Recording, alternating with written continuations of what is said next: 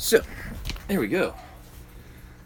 Almost done. For those of you keeping track, that was up and recording and all 3 live streams running in significantly less time than I wasted with Tony Burkett.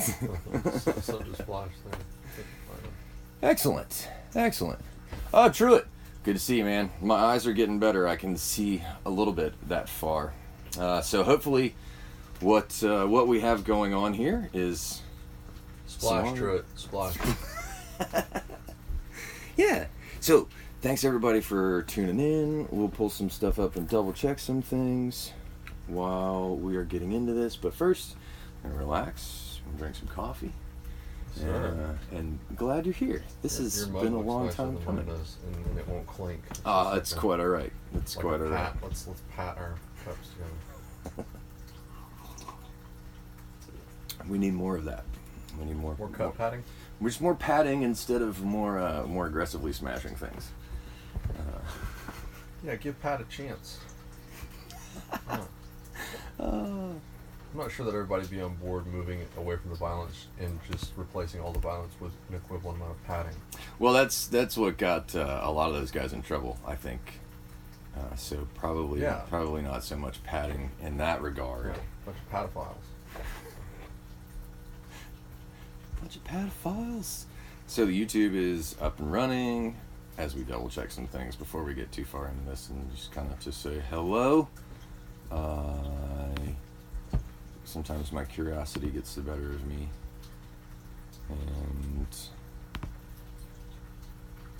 and I want to make sure you look good. Do I look cool with my vape? Yes. Yeah, vape looks cool. Okay. Yes. Sounds cool. Yeah, it does. It does. It looks like it's sounding good, which is awesome. And for those of you joining us, just in case, if the Facebook Live drops out, you can catch it on my YouTube channel. Much better video quality, and the audio quality is equally as good. And I chopped my head off. Look at this. This is why I check these things. Oh. See? Oh, look at that horrible framing. But we can fix that. Here, I'll move it. You tell me when it looks good. Okay. If I can There's reach a this 10 far. second delay. It's gonna be hard to tell. You're trying to frame both of us up on that one? Just a little bit better. Okay. You're gonna have to go further back for that, for sure. You should set up another one there. You should find another old iPhone. We can do that. And set them up as close-ups, just for future shows. B-roll, like go back and see. I got to learn how to edit. This is why I need to come hang out in your world. Oh look, now we're just shadows. Yeah, that's good. We're leaving it just like that. That's what you get, Facebook. That's what you get. If you're really interested in seeing how beautiful we are, I highly recommend. Enjoy the terrorist version of the show on the other channel. The terrorist version. Tune in where Compton beheads me. This is us from the shadows. That's great. It says that everything's working. It seems like everything's working. So, with everything working, I don't want to put my coffee down, so I'm going to make this as difficult as possible. And there we are. This is the high quality video. Beautiful. So there is real video. Oh, and it's is that the live stream? This is the YouTube live stream, yeah. Oh, okay. Boy, there's very little latency on that one. Yeah, that's the high-tech version. Cool. Excellent. So, I love it when the toys work. That's a good beginning. Oh man, I'll pat to that. Yes. Here's to that. Man. Well, first off, thank you for having me over to NCG Studios and Quality Control in the Middle of Greatness, because that helped me light a fire and do this. So thank you for that. Yeah, that's what been it's a all good time. about. Yeah. Inspiring each other. And so tell me a little bit about that before we get in, and we'll build this as we go, I guess. Or where would you like to begin? That's a better question. That's a very rude host question. You do the show. Just go ahead, Joey. You do the show. Yeah. Well, then let's start with NCG Studios. When and what's the story behind that? Well, where I come into the picture was, I guess, around 1995, when I was out of high school and had to find a job, and I mean, that's a whole story in and of itself. But long story short, I wound up in East Texas. I was raised in Oklahoma City, and so I wound up in East Texas because there was some relatives there, and I could get a decent job as a painter's helper with them.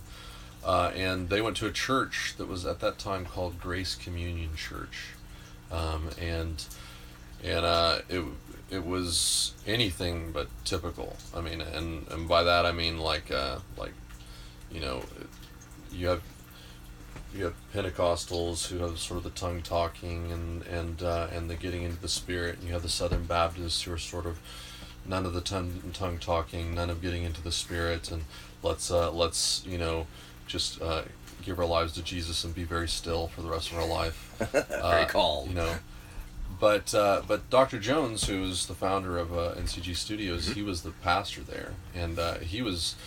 I mean, I don't know. Some of the people who are tuning in may have checked out some of his shows, but he's very challenging. He asks very smart questions, and that was right up my alley. I mean, I was raised Christian, but I really wanted to know. Like, I had this idea that most Christians do, that there is an absolute truth about everything, But I sincerely wanted to know it, So no matter what it was, at that time, it couldn't have possibly be that there's no Yahweh and that Jesus wasn't, God. That couldn't possibly be the truth. But I still wanted to find out, And so having this guy that asked questions that a lot of people in my social group were afraid to ask was really, exciting for me. And so he and I ended up becoming fast friends, and over the years, I just began to think of him as a dad, and he a son to me. Yeah. I've raised him well, but I didn't have a dad growing up, so he fit right in that place in my heart.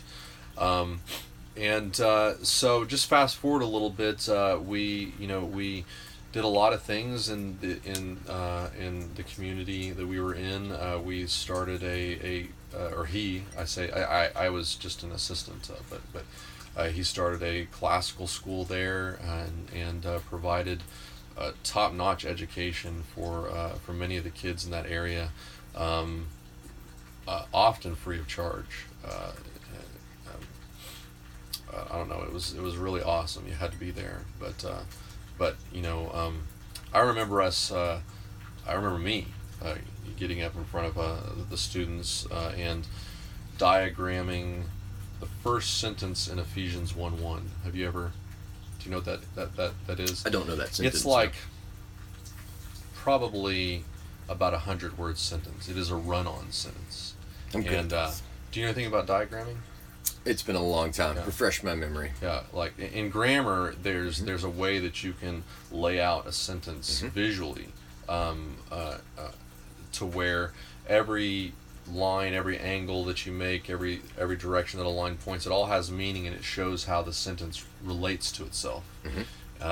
It's all about visually explaining the syntax on a two-dimensional plane. Anyways, I'm not going to dwell too much on that. Suffice it to say, high academics in this school. Yeah, and so I'm trying to figure out how to transition to the next part of the story. Let's just say that the community there wasn't completely embracing of the style of education that we had, because it again was challenging. It taught kids to think and ask really good questions, and that is a deep religious community that we were in. And so even though we were Christian, we weren't Christian enough for this community. And so over time, there was so much opposition to what we were doing that we eventually moved. That's how we ended up here.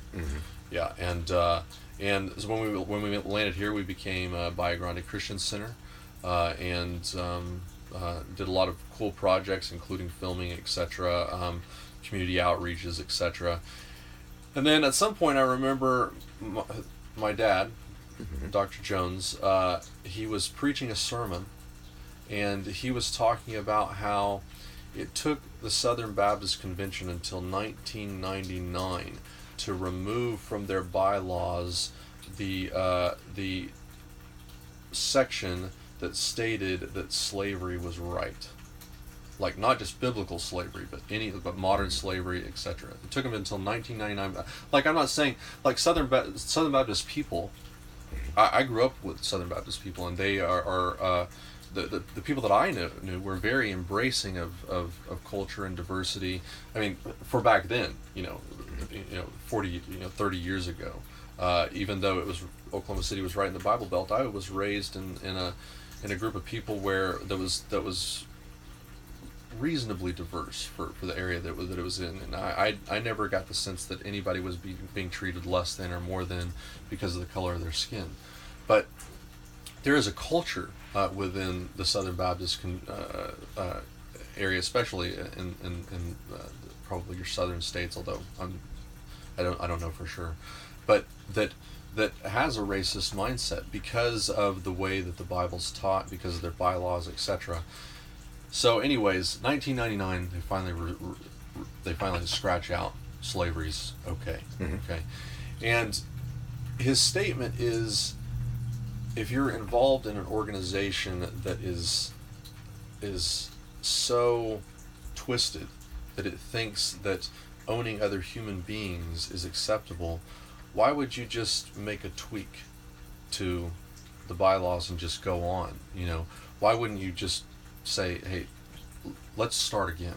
Let's just wipe all this off the table and start again. So that was sort of the statement that he made in this sermon, and it really got me thinking. Like if I was just hypothetically speaking, if I was a member of the KKK, and I suddenly decided that no, black people are great. They're completely equal to me. And would I then just like go and say, hey, let's just change the one part of this rule, the one part of our statement of beliefs that says, but we're gonna keep the cross burning. Yeah. Let's keep this KKK going. This is this cool thing we got going here. Let's just drop the part where we kill all the black people. That's the stupidest thing in the world, Right. And after that sermon, I went up and sat by him, and I said, I really resonate with what you just said there. I said, it got me to thinking, if that's the case, then why do we still call ourselves Christians? Because Christianity has a deep history of hatred and murder and genocide that is just sort of usually politely swept under the rug, like this bylaw.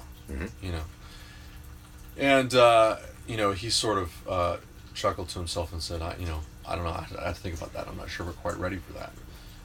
Reality is, Dr. Jones hasn't been a Christian since 1982, but he grew up in a Christian culture, and he didn't want to create such a rift between him and his family by fighting with him on this. So instead, he became a pastor, and he became really great at teaching people who are very superstitious to sort of think their way out of the things that they're trapped in. Yeah, which is really inspiring to me.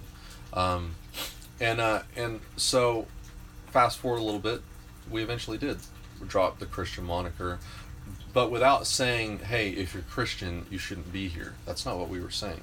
Because within our own culture, we're people who still, they still believe, yes, Jesus is God, and Jehovah is the Almighty Creator of the universe. And I mean, I think some people may disagree with me, but I think if we're all honest, I don't think any of us could prove that that's not the case. It's just really unlikely from my perspective. Say that one more time. I think that I personally think that if we were all honest with ourselves, that we would have to admit that nobody can prove that there isn't a creator whose name is, who has decided, my name is Jehovah, and sent down a human being named Jesus to teach a message of love. I don't believe that that's what happened, but I'm not going to disrespect people who do believe that, and even if it was an irrational belief, I still wouldn't. People, we all do what we can to get through life. Life life is hard. You know, and if it makes it, if what you're really passionate about is understanding science and the universe and how things work, then that's what you should do. You know, that's the thing that will bring you peace of mind. But if that's not your thing, and if you're more of a poetic person, and what you need in life is to believe that there's a man who'll bring you presents if you're good, a certain time of year, or you know, and that there's a bunny that'll hide eggs that you can look for, or you know, or getting more seriously and more rational if you're the type of person that likes to imagine where all this came from. Because scientists still don't know. They only go back so far. Big Bang, maybe it's true, but you know, what caused the Big Bang? It goes back forever, infinite regression. And so, you know, if you're the type of person that likes to look into infinity and see if they can define it, great. You know, let's not all force each other to believe our own versions of infinity, but I understand. We good here? Yeah. Oh yeah. Don't worry about it. I understand the struggle for meaning in life, and so NCG Studios became a place that really works hard to embrace as many points of view as we possibly can. Which can be challenging because, you know, even having this conversation right here, I'm trying to find ways to speak about Christianity that makes sure that my Christian friends know that I respect them. And that I could be wrong about anything that I believe. You know, but that's hard to do when you don't believe the thing that's the most important thing in their life. That's hard to do. It is. It is. It's one of the things that I very much enjoy about the space you guys have created. By the way, I sometimes I read a lot more into a question I'm being asked than what's there. I wonder if that's the past 15 minutes, is that the question you're asking? Yeah. It's yeah. I mean, and that brings us to the place where we're making these shows now. Right. Yeah. It does. Because we went from Christianity being like the focus, like what do we replace this thing that was such a big part of our life? It took me a while personally. Now that I don't believe in Jehovah and Jesus, that was a big part of my life. What do I replace it with? It took me a couple of years to sort that out. Do I just stop doing church and now I just have this empty hole in my life? And you know, we continue to gather down there and talk and play around with some things until eventually it sort of occurred to me, it's about people. You know, it's about humanity, it's about community. This is Christianity is a grasp for meaning beyond this. You know, I have admitted that I don't know what's beyond this. So this is my meaning. This is the limit of my world. These are the most important things, you know. And so that became our focus, which I think it's always been Dr. Jones's focus. But you know, I'm a selfish son of a bitch, so it took me a while to get there. Well, I think it's great. If you haven't been to NCG Studios, there is an open invitation to come down and hang out. 1701 Bainbridge Drive. Sundays show up around 9:30, and in the mornings or 5 o'clock in the afternoons. That's when we're beginning to rev the show up, and yeah, and that I wanted to get that plug in right there because that segues into exactly what this means to me, like doing podcasts and having these conversations and documenting them, because this is a big part of my religion, which is the philosophy, the love of wisdom, the pursuit of knowing more is part of the community that you talked about, and the comradeship, the getting together at the coffee house, wherever that place happens to be, but getting together and having these challenging conversations. Yeah, it needs to be a culture, not a place. Exactly, exactly. And I think it's incredible that you guys have fostered something like NCG Studios to the point that it's at. Because it's one of the things, like, I can't build that overnight. And so I had to build something that I can take somewhere else. Like, I can take other places. Because I don't have that that hub like you guys have, which is a wonderful thing. Man. Yeah. I mean, this, right, what you're doing right here, when we started doing shows, this is way more advanced than our first attempt at live broadcasting. When we were doing it on live stream about 10 years ago, yeah, it was like a home video camera, and I somehow figured out how to translate that into the computer. And I created the first workflows for our studio, which was great. But in comparison to what we're doing now, it's quite shabby. But this is a step up from that. Well, it's because it's 20 years later or 10 years later, and Walmart sells Cooler's toys. Well, you know way more about computers than absolutely. I do. Let's not pretend. I mean, well, let's also not pretend that luck doesn't have a factor in all this. I mean, we're all very lucky to live in the age that we do. Indeed. And that's one of the things that I love about just this age, and that a lot of people, including myself in my own way, raised the same questions and came to some of the same conclusions that you guys came to, and began to understand that that you can talk about religion from a philosophical perspective and a historical perspective without ever offending anyone, because the one of the beautiful things that I think about spiritual and religious teachings is that they don't ever have to be spoken. The only part that you can take all of the religious terminology, all of the deity terminology out of public conversation and just talk about the values and the relationships between people, and you pretty much come to the same conclusions. And so beliefs in how we got there, if you never speak about them, it's impossible to challenge. Because like you said, you can't prove it one way or the other. Yeah. But the impact that it has on your life comes out in action and behavior. And that's what I think. I like to find ways to talk about it. I do too. I love philosophizing about it. I mean, one thing that I feel like theology was like some of our first efforts at good storytelling. I mean, that's what mythology. You think so? Yeah, that's what mythology was. That's what. I mean, it was an effort to explain where we came from, but they were telling these stories to inspire people to go in a particular direction, like culturally speaking, like you just talked about removing the labels from the conversation in order to, and we were talking about that within the framework of a culture. Mm-hmm. But that's what they were doing. They were trying to build a culture, and it's like, how do you get these inattentive monkeys, which is what we all are. These ADD monkeys. I love that we have ADD.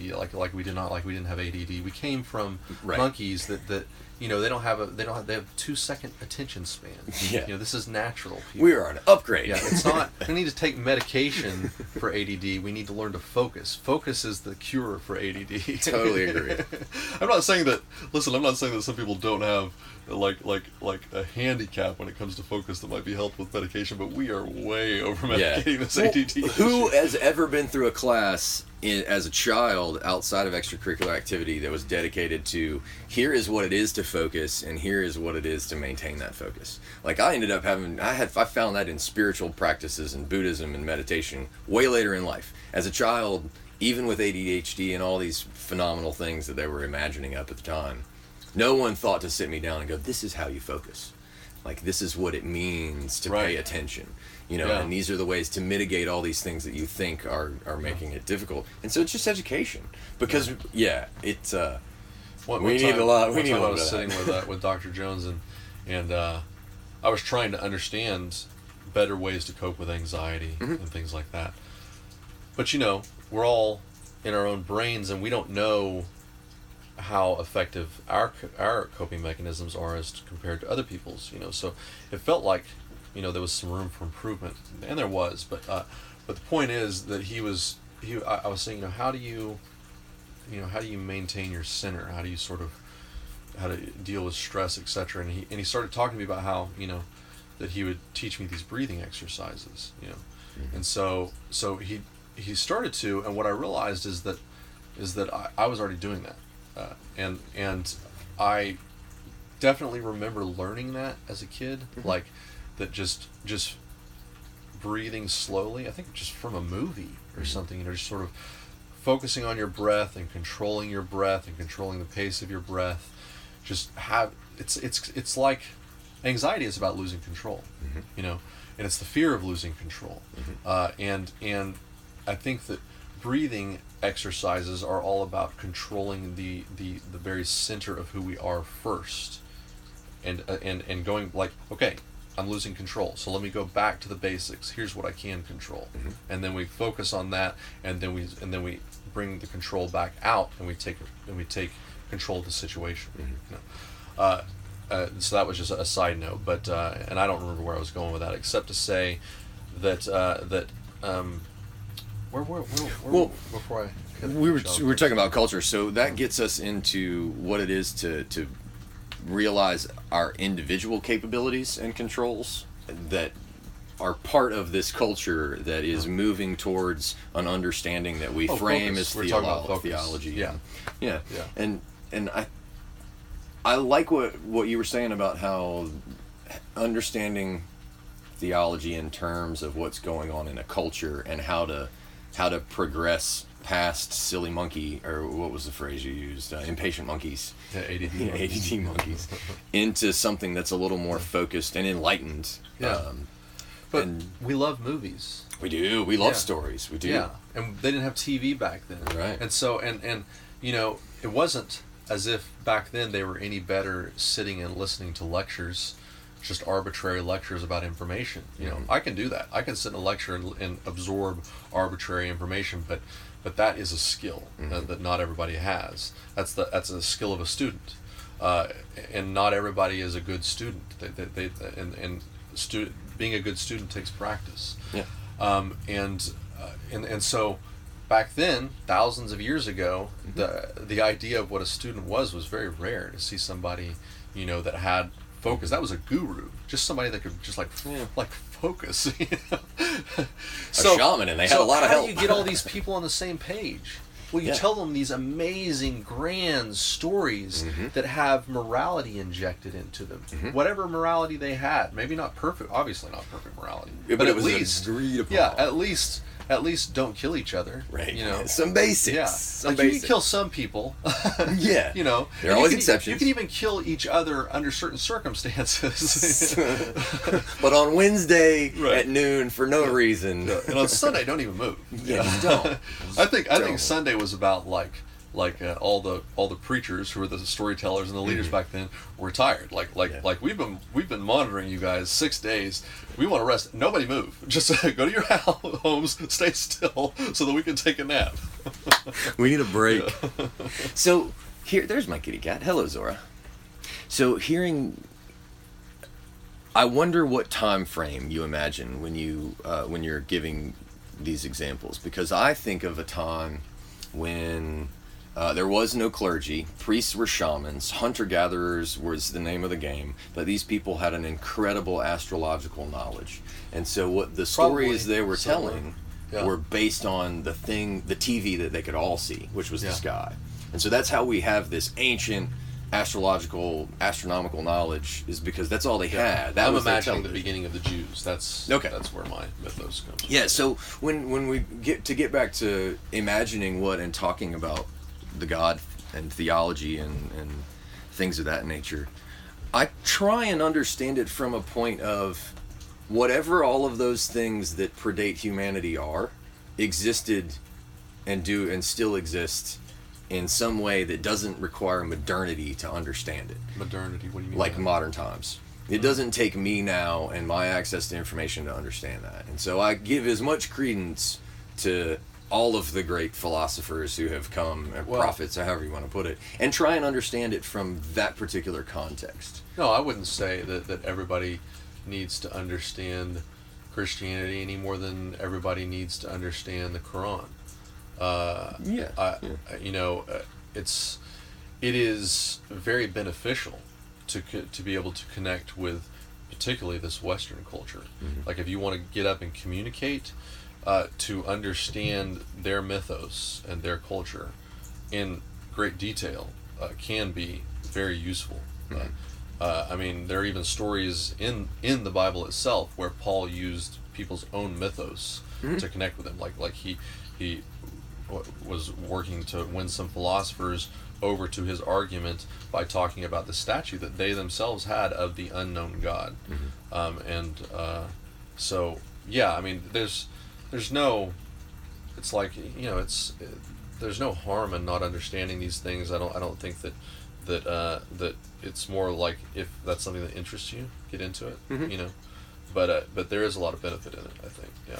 Yeah, and I was thinking of it from the contemplation standpoint. In the like I said earlier, you don't necessarily need all of that terminology to have a value-based, universally value-based culture. But thinking about what God is and the limitations of what we know plays in greatly to that. And so when I think about culture, and I think about the directions that the church chooses to take on its storytelling for different reasons, how that relates to the cultures that came before it. So Joseph Campbell talks about the perpetuation of myth and mythology, right? Yeah. Well, we know that a lot of those stories, there are lots of other flood stories, there are lots of other flood myths. Right. 2000, or in the area of 2000 to be exact. So we know that there's a lot of information embedded in books like the Bible and the Quran that's historical. It's not just opinion based. Not all of it is either or the other, but depending on who you ask. But there's also the element of the calendar, and in the changing of the guard from religion to religion, not just the values and the deities, but very specifically the calendar that goes along with that. And I think one of the origins of these deities and understanding the gods and those things that are beyond our understanding sometimes, whatever you want to call them, come out of these cycles that we're all a part of. And so the seasons play a major role in that, and that's where we see the beginnings of some really ancient star cults. That's not the right term, but like you're talking about like pagan, Celtic type of getting into that range, sure. and the people that taught them, their shamans, their information. And specifically, when we talk about God, it amazes me that our version of humanity, what we're doing now, we talk about history in terms of 10,000 years being a far stretch to get to things like Göbekli Tepe. And so our version of history is really, really small, and yet some of our best historians tell us about a time frame that's twice as large as the one that we can document. And that was just their clock, on a bigger scale. Yeah. And so when people talk about, are you familiar with Giovanni Bruno? No. Okay, so he was a monk that ended up being killed because his concept of God was universal, was infinite, and the church didn't like that. And so because Giovanni Bruno thought that the solar system and the Earth and the sun was just one small version of a replication that all these other stars were, he figured this shit out. He did the thought experiment and figured out that there was all this galaxy and all this stuff, and the church did not like it, and they basically killed him. And in the end, his argument was, my God isn't bound in that way. So that's how I like to think of how big God is and how amazing it is that we just are barely beginning to understand. What do you mean the scale of history? Aren't you an atheist? Yeah, well, by the term God to me means the stuff that we haven't defined yet. I love that you use the term God for that. Yeah, well, because it's just one more version of us all talking about the same thing, which is why it's fun to try and figure it out. There is, you can get really bigoted when you talk about theists and atheists, okay? Mm-hmm. Any group of people, it's easy to speak about them in ways that is bigoted, that assumes that they're all the same, sure. And so I have to take, conservatively 90% out of each group and say these people are all just people, okay? Mm-hmm. But there is this fringe on both theism, the end of theism, and the end of atheism, and I'm talking about. I don't want to disparage anybody, but I'm talking about it's not easy. It's not hard for anybody to understand. On the extremity of theism, there are some kooks that are famous and well known. Mm-hmm. But on the extremity of theism or atheism, I will say there are also some kooks that are famous and well known, and they're less well known. But in these extremities, these two sides can't communicate with each other at all. But that's all they want to communicate with. They just want to fight. Yeah. And they can't even talk. They don't understand what each other is saying. It's like, you don't watch Naruto, do you? No. Yeah. I need to.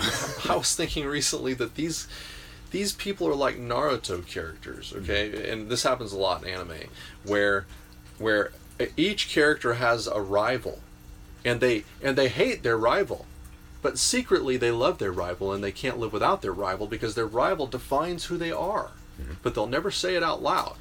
So they're just satisfied being in this, like, it's not even a balance. It's just like there's a wall, and we like to get together and talk and pretend like that wall's not there. And it comes. The reason why I'm bringing this up is because a lot of that comes down to the fact that neither side is willing to use the other side's language. That's a good point. Yeah, and that's it's like, a really good point. Why does it? Language is nothing but algebra. Okay, if I say microphone, it's just a variable that refers to that. And the only reason why we know it refers to that is because we've all agreed that it refers to that. Okay? But just like A can equal 2, microphone can equal a piece of fruit if we all agree that's, but somehow we've all sort of come to a place to where we understand that that's the word. And so why can't a theist say science when they're referring to, or just creator? Just a creator, whether conscious or non-conscious. We know that. Yeah.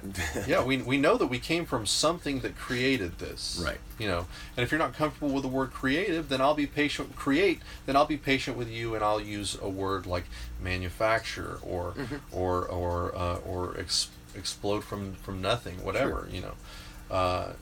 But anyways, I get on these ramblings that sort of fizzle out. Like, no, it's great. That's exactly what I do. That's why that's why this is going to be epic. It already is epic. I'm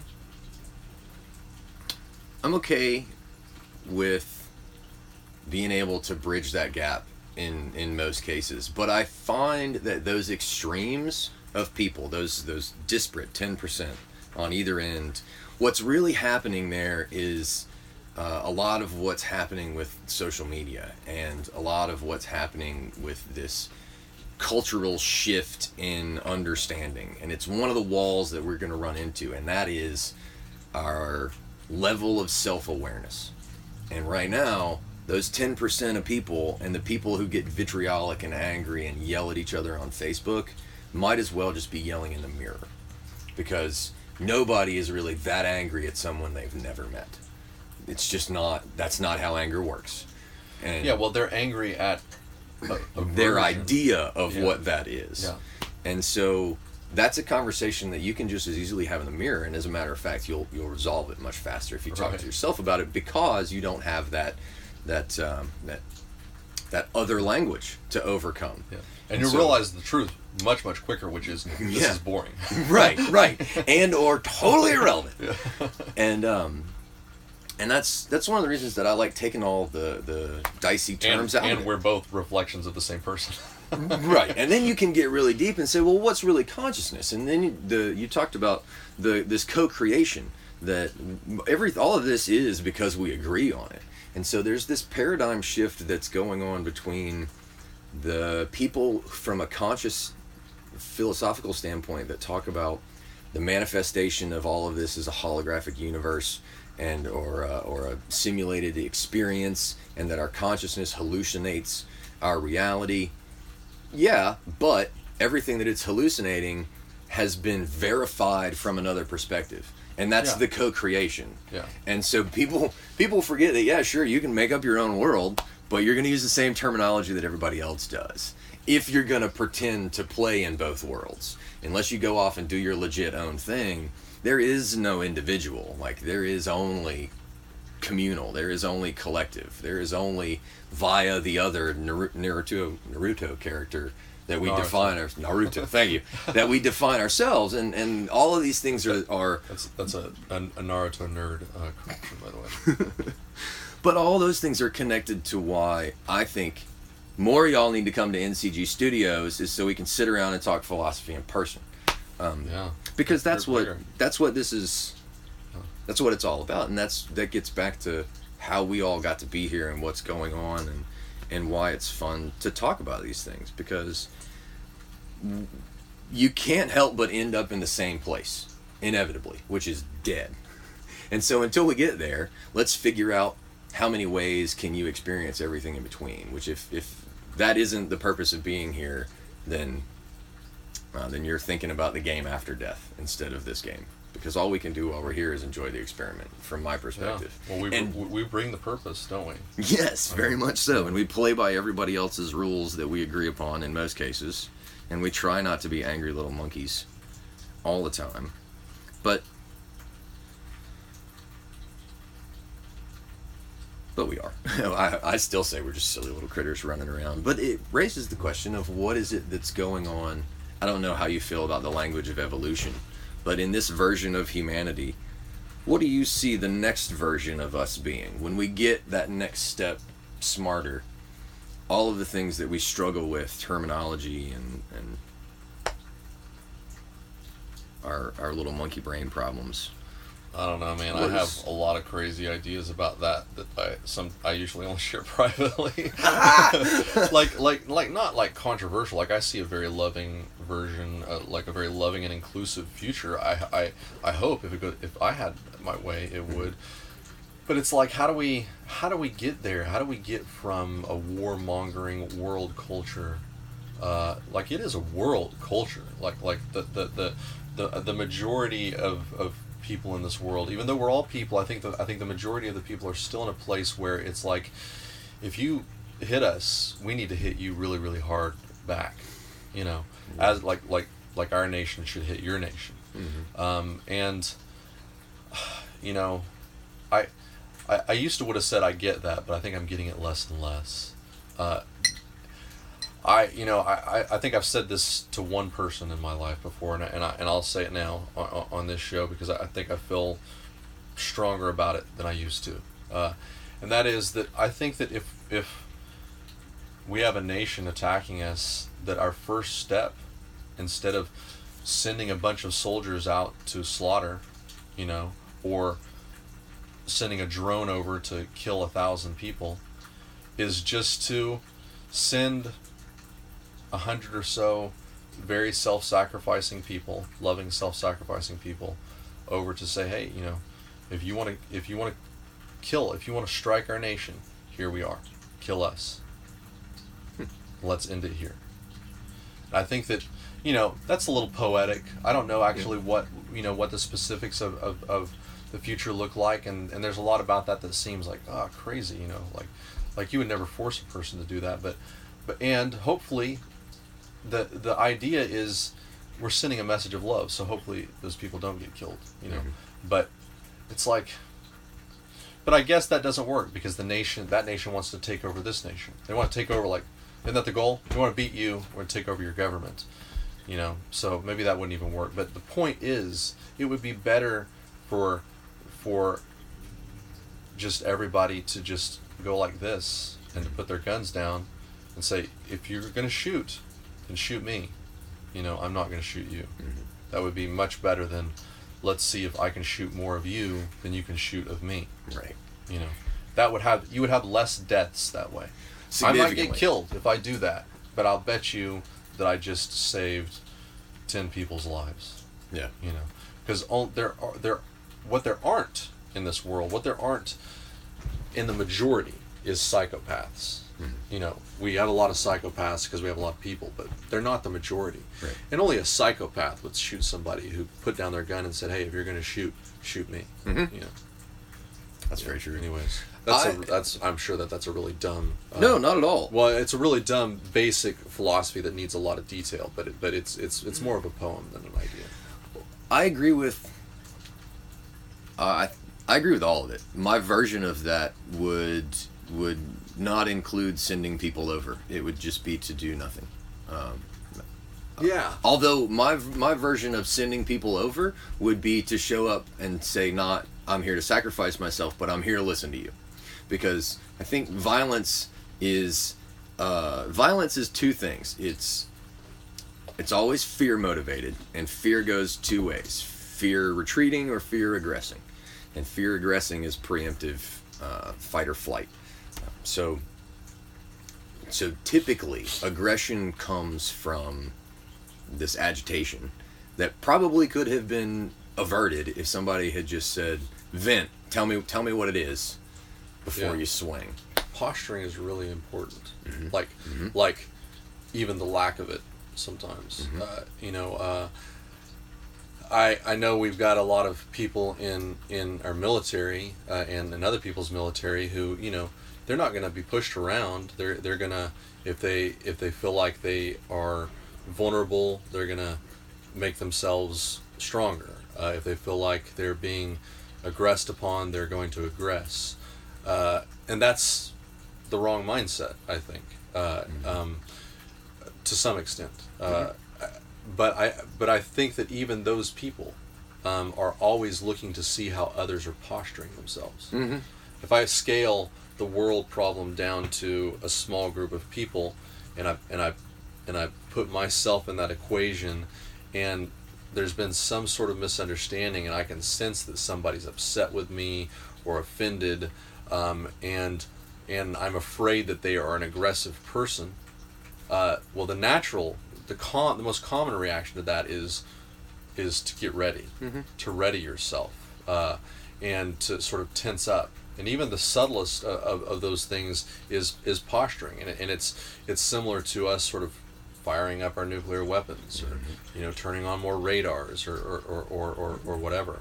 But I find in my life, which is the solution that I have to that problem is not to tense up. I mean, I may out of reflex sometimes, but if I'm consciously dealing with a problem, I just begin to breathe, and I just let the tension go somewhere else, to my feet. I don't know, but I consciously focus on relaxing my muscles, and focusing on something more positive, and so far, the moment always passes. If there's ever a moment like that between me and a stranger or me and a friend, we almost never even talk about it. I don't even know if it's real, because it just sort of faded away. And I think that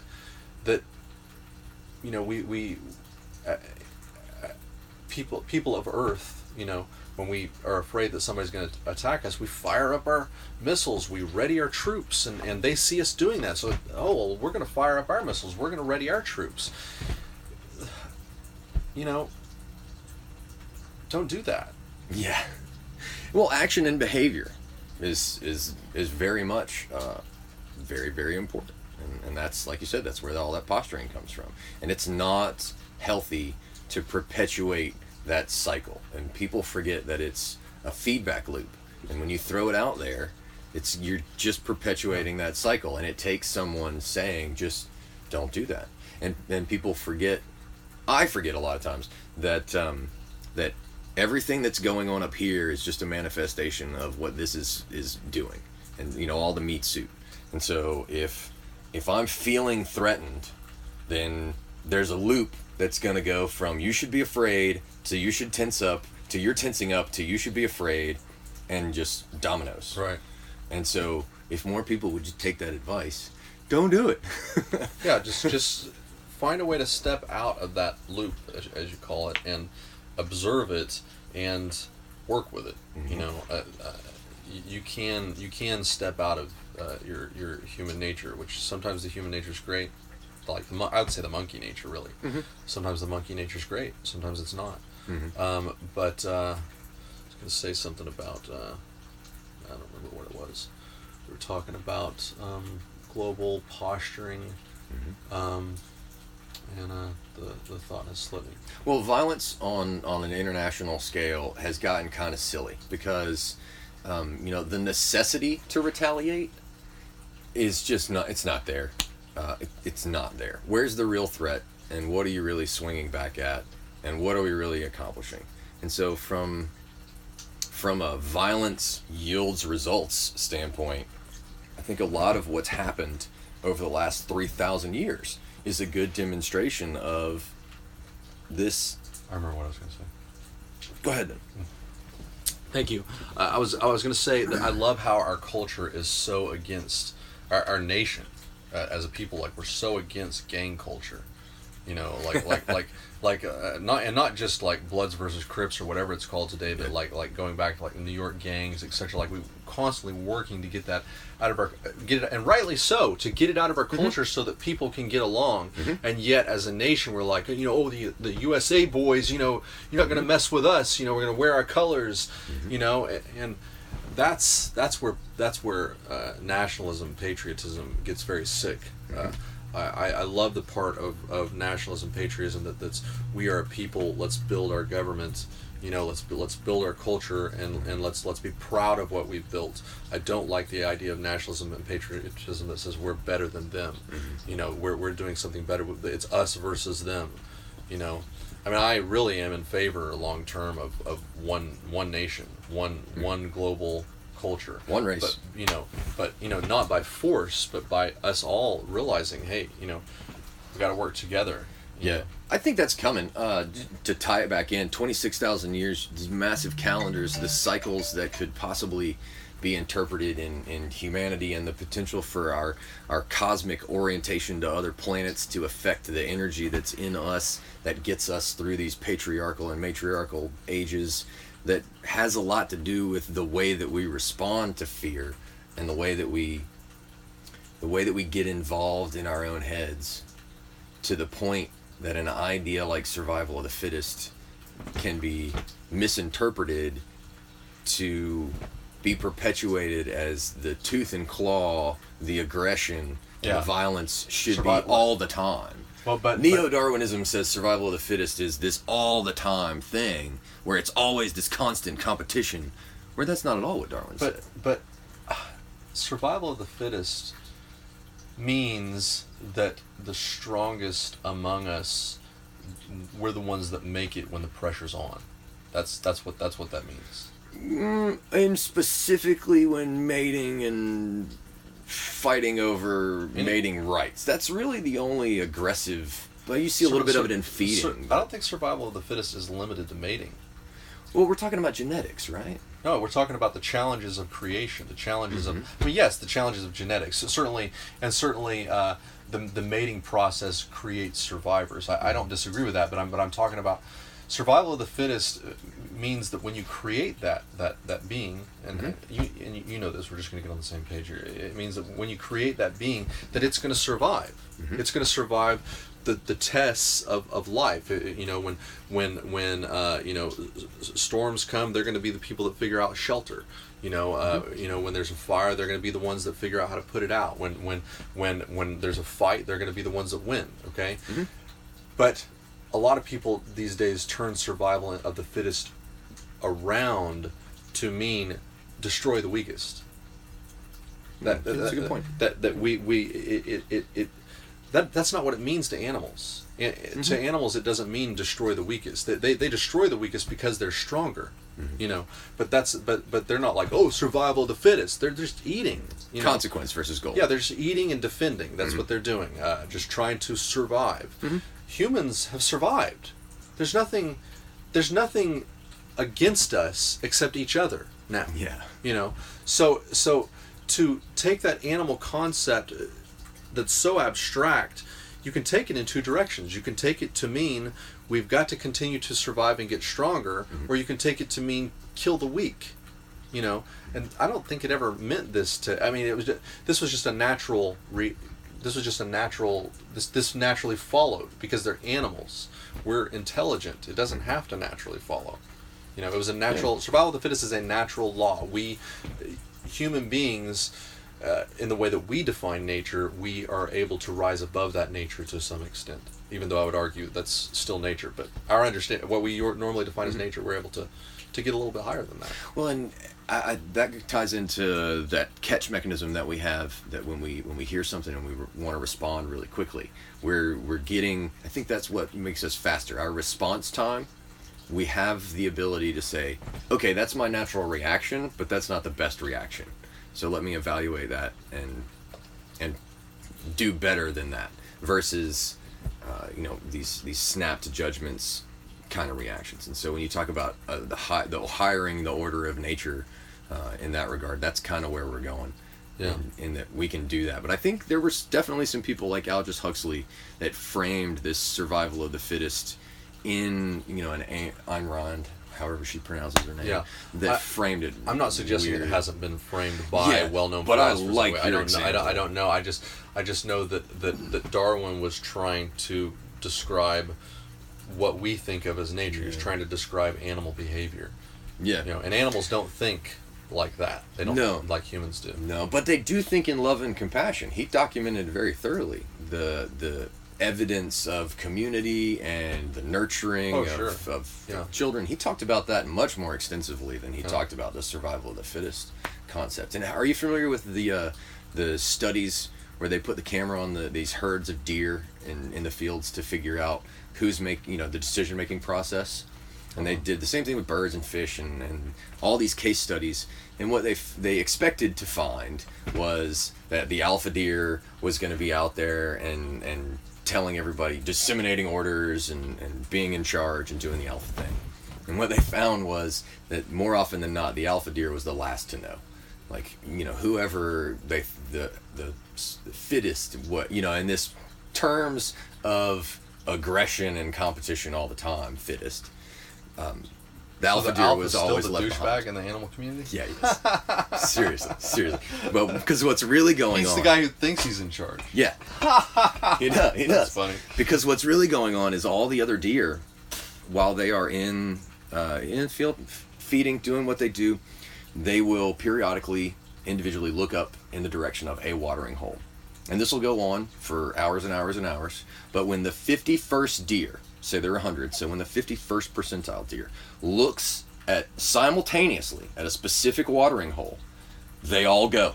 And it's not a, hey, what do you think, blah, blah, blah, blah, blah. It's 50 deer, 51 gone. And the alpha deer, more often than not, was left just hanging out going, where'd everybody go?